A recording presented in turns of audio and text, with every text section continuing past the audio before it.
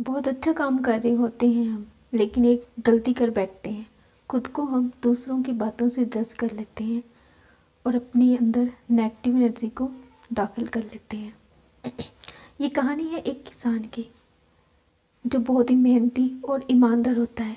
लेकिन एक दिन क्या होता है कि वो काम करके जा रहा होता है और कुछ लोग उसके बारे में बातें कर रहे होते हैं। जब वो ध्यान से सुनता है तो उसे पता चलता है कि वो लोग उसकी बुराई कर रहे हैं, जिससे उसके दिल को बहुत ठेस पहुंचती है और वो बहुत ज़्यादा डिप्रेस्ड हो जाता है। उसका किसी काम में मन नहीं लगता। पहले जब वो बहुत अच्छा काम कर रहा होता है, उसके सारे काम उल्टे पुल्टे होने शुरू हो जाते हैं, जिसका उसका पर्सनल लाइफ पे भी काफ़ी असर पड़ता है। जब ये बात उसकी पत्नी को पता चलती है तो वो भी बहुत परेशान होती है और उससे पूछती है कि आखिर इस सब का कारण क्या है। तो वो अपनी पत्नी को सारी बात बताता है कि कुछ लोग मेरे बारे में ऐसी बातें कर रहे थे। तब उसकी पत्नी उसे कहती है कि गांव में एक संत आए हुए हैं, आप उनसे जाकर बात कीजिए। जब वो संत के पास जाता है वो किसान, तो संत कहते हैं कि ऐसा करो, आज तुम यहीं मेरे पास रुक जाओ और मेरी थोड़ी सेवा करना, ठीक है। तो वो कहता है चलो ठीक है, आज मैं यहीं रुक जाता हूँ। रात को जब वो सोने लगते हैं तो वहाँ पास में एक तालाब होता है, जहाँ से मेंढकों की बहुत आवाज़ें आती होती हैं और वो अच्छे से सो नहीं पाता।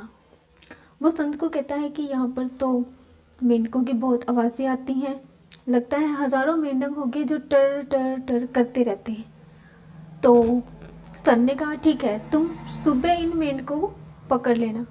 वो कहता है कि चलो ठीक है, मैं सुबह अपने कुछ मजदूर दोस्त लाऊंगा और इन सब मेंढकों को बाहर निकाल देंगे। लेकिन जब वो सुबह देखता है तो वहाँ सिर्फ 10-12 मेंढक ही होते हैं।